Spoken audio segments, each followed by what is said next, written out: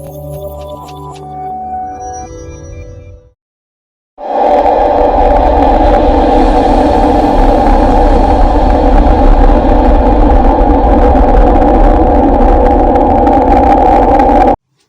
اللہ الرحمن الرحیم۔ معزز ناظرین و حاضرین، جیسا کہ آپ کے علم میں ہے کہ ہمارے چینل کا نام قرآن اور سائنس ہے، اور ہم نے پہلی ویڈیو میں قرآنی تراجم کے اہل لوگوں کی خصوصیات آپ کی خدمت میں پیش کی تھی۔ آج ہماری دوسری ویڈیو نمل یعنی چیونٹی کے بارے میں ہے۔ قرآنی تراجم کے اہل لوگوں کی جو 4 خصوصیات بیان کی تھی، ان کے خلاصے کے طور پر میں ایک دو باتیں آپ کی خدمت میں دہراتا ہوں۔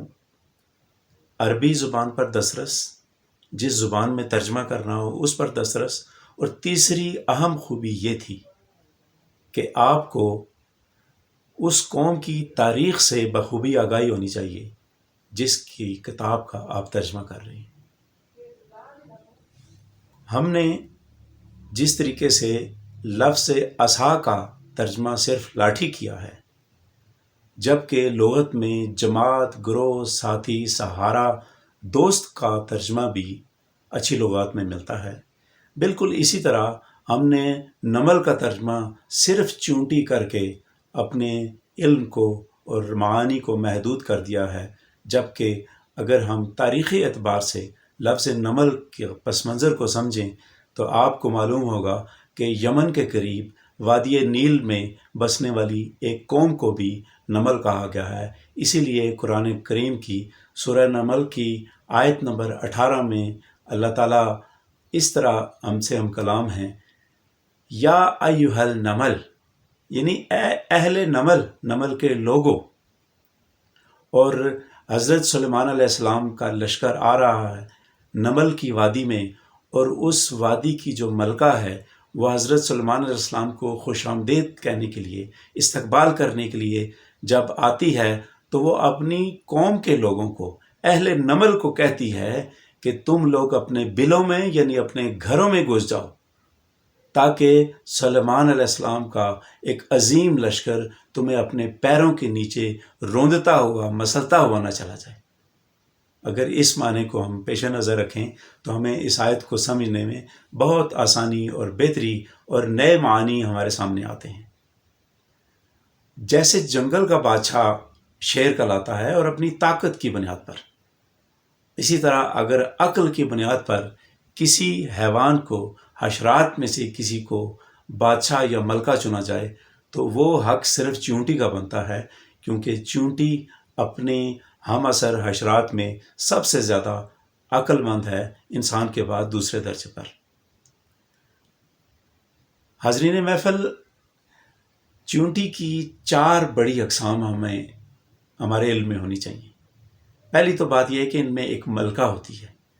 جو جسمانی طور پر عام چیونٹیوں کی نسبت موٹی ہوتی ہے اور دور سے ہی اس کی نشاندہی ہو جاتی ہے، اور ایک بادشاہ صاحب ہوتے ہیں، ملک صاحب۔ اور تیسری جو ان کی قسم ہے وہ ہے مزدور چیونٹیاں،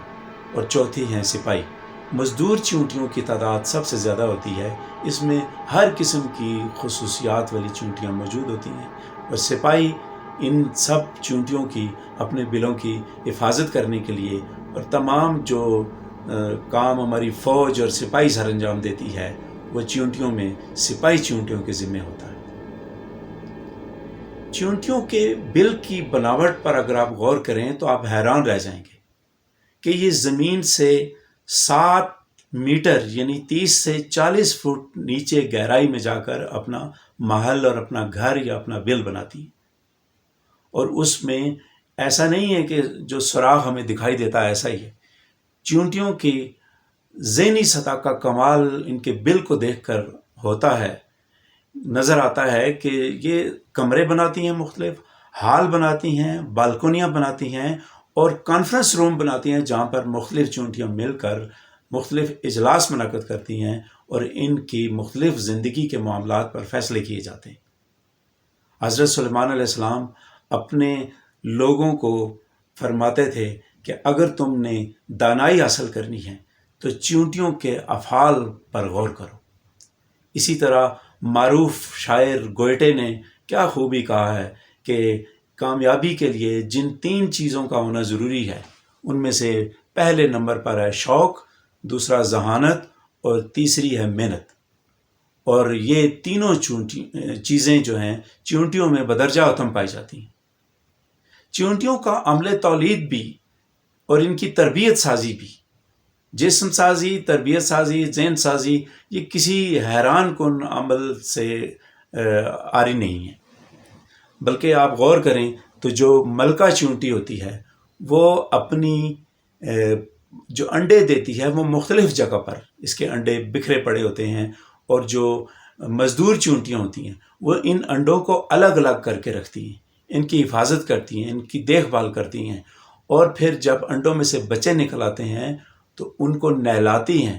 ان کو صاف ستھرا رکھتی ہیں، اور کبھی بارش کے باعث اگر یہ بچے گیلے ہو جائیں تو انہیں لے جا کر دھوپ میں رکھا جاتا ہے، سوکھنے کے بعد پھر انہیں واپس لایا جاتا ہے اور ان کی صفائی کی جاتی ہے، ان کا خیال رکھا جاتا ہے۔ اور یہ چیونٹیاں اتنی ذہین ہیں کہ اپنی ضروریات کو پوری کرنے کے لیے اپنے بلوں کے ارد گرد کچھ نہ کچھ چیزیں زمین میں بو دیتی ہیں، اور جب وہاں سے فصل اگتی ہے تو اس فصل کو سنبھال کر رکھ لیا جاتا ہے، اور اس کی حفاظت اور اس کا ذخیرہ کرنے کا کمال حاصل ہے ان کو، کہ جو چیونٹیاں مر جاتی ہیں ان کے جسموں میں اپنی اس خوراک کو محفوظ کر لیا جاتا ہے اور ضرورت پڑنے پر انہیں استعمال کیا جاتا ہے۔ حضرات گرامی، جس طریقے سے انسانی زندگی میں مختلف قسم کے لوگ پائے جاتے ہیں، مستعد ہیں، کاہل ہیں، کام کرنے والے ہیں، ذمہ دار لوگ ہیں، اسی طرح چیونٹیوں کی بھی ایک پوری دنیا آباد ہے، اور ان میں سب سے زیادہ کاہل اور سست اور مفت خورے جو جانور ہیں یا جو چیونٹیوں کے، وہ صرف اور صرف ملکہ اور بادشاہ ہیں۔ اگر سپاہی چیونٹیاں اور مزدور چیونٹیاں ان کی حفاظت نہ کریں اور ان کو خوراک لا کر ان کے بلوں میں بہم نہ پہنچائیں تو یہ تو اپنی خوراک حاصل کرنے کے لیے بھی اپنی جگہ سے نہ ہلیں، اور وہیں ان کی موت بھی واقع ہو جائے۔ چیونٹیوں کی 1000 سے زیادہ اقسام ہیں، اور چیونٹی کی عمر 6 سے 7 سال تک تقریباً ضرور ہوتی ہے۔ چیونٹیوں کی ایک اور اضافی خوبی ہے کہ اگر کبھی سیلاب، طوفان یا آندھی کی وجہ سے ان کے بل کو کوئی نقصان پہنچے اور کچھ چیونٹیاں اپنی کسی غرض سے دیر تک گھر نہ پہنچ سکیں یا باہر رہ جائیں تو سپاہی چیونٹیاں ان کی تلاش میں نکلتی ہیں اور ان کو بالکل اسی طرح سونگھ کر پہچان لیتی ہیں جس طرح ہماری خواتین اپنے بچوں اور اپنے شوہر کے کپڑوں کو ان کی خوشبو سے پہچان کر الگ کر لیتی ہیں۔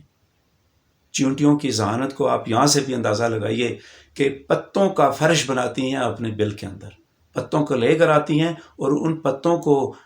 کسی طریقے سے باریک کرتی ہیں اور وہ پھر اس کا فرش بچھایا جاتا ہے۔ حضرت شاہ ولی اللہ نے فرمایا تھا کہ انسان ایک خاص عمر کے بعد اپنے خیالات اور اپنی سوچوں کے حساب سے اور اپنے رویوں کے اعتبار سے اتنا پختہ ہو جاتا ہے کہ اس میں تبدیلی کو گوارا نہیں کرتا۔ اور چیونٹیوں کی خصوصیات آپ دیکھیں کہ جن پکوڑوں کو اور جن بچوں کو پکڑ کر لاتی ہیں ان کی پرورش کرنے کے لیے، ان میں سے جو معصوم بچے ہوتے ہیں ان کو اپنے پاس محفوظ کر لیتی ہیں، ان کی پرورش کرتی ہیں، اور جو عمر رسیدہ مکوڑے ہوتے ہیں انہیں بل سے نکال کر باہر کیا جاتا ہے، کیونکہ وہ بھی اپنے رویوں کے اعتبار سے اتنے پختہ ہو چکے ہوتے ہیں کہ ان کی پوری ایک دنیا کو آباد کرنے اور کامیاب بنانے میں رکاوٹ کا باعث بنتے ہیں، لہٰذا انہیں بل بدر کر دیا جاتا ہے۔ چیونٹیوں کی ایک اور اضافی خصوصیت آپ دیکھیں، سنیں تو حیران رہ جائیں گے کہ چیونٹی اللہ کے دیے ہوئے علم کی بنیاد پر اپنے سے 300 گنا زیادہ وزن اٹھا سکتی ہے، اور اگر انسان چیونٹی کی ان صلاحیتوں پر غور کرنے میں کامیاب ہو جائے تو ایک انسان بھی 450 من کا وزن اٹھا سکے گا، لیکن یہ اسی وقت ممکن ہے جب ہم ان نشانیوں پر غور کریں جو اللہ تعالیٰ نے ان چیونٹیوں کی زندگی کے بیچ ہمارے لیے پوشیدہ کی ہوئی ہیں۔ چیونٹیوں کو اللہ تعالیٰ نے ایک بہت بڑی طبعی سہولت سے اور ذہانت سے اور خصوصیات سے نوازا ہے، وہ یہ ہے کہ جب کوئی چیونٹی زخمی ہو جاتی ہے تو یہ چیونٹیاں اپنے تھوک سے ایسا دھاگا تیار کرتی ہیں، ایسے کیمیکل عمل سے گزار کر دھاگا تیار کرتی ہیں کہ وہ دھاگا ان زخمی چیونٹیوں کو سلائی کرنے کے کام آتا ہے۔ شاید ان چیونٹیوں کے اس عمل پر ہماری 5 دہائیاں یا 10 دہائیاں پہلے بزرگ خواتین نے کوئی غور کیا ہوگا، تبھی انہوں نے ایک حل نکالا کہ ہمارے ہاں جن بچوں کو کنپیڑے یا ممز ہو جایا کرتے تھے، تو ہماری یہ بزرگ خواتین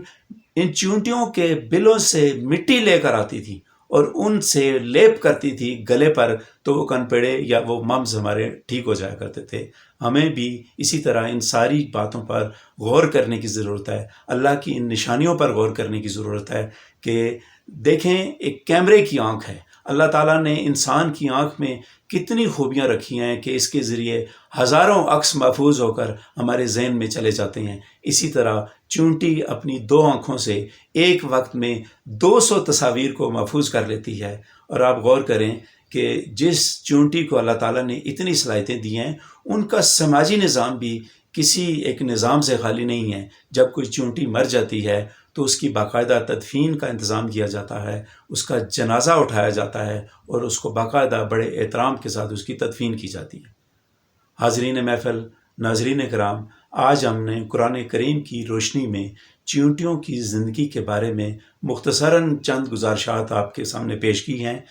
اس کے بعد ہم تیسری ویڈیو میں انشاءاللہ عنکبوت یعنی مکڑی کے بارے میں قرآن آیات کی روشنی میں آپ کے سامنے اپنے خیالات پیش کریں گے۔ آپ سے گزارش ہے کہ آپ ہمارے چینل کو پسند فرمائیں، سبسکرائب کریں، تاکہ ہم اسی طریقے سے اسی لگن کے ساتھ آگے آنے والے موضوعات پر قرآن حکیم کی روشنی میں آپ کے سامنے اپنے خیالات پیش کرتے رہیں۔ بہت شکریہ۔ اللہ حافظ۔ ناظرین و حاضرین، آپ سے گزارش ہے کہ آپ ہمارے چینل کو سبسکرائب کریں تاکہ ہم آنے والی ویڈیوز کو قرآن کریم کے آیات کی روشنی میں آپ تک پہنچانے میں کامیاب ہوتے رہیں۔ بہت شکریہ۔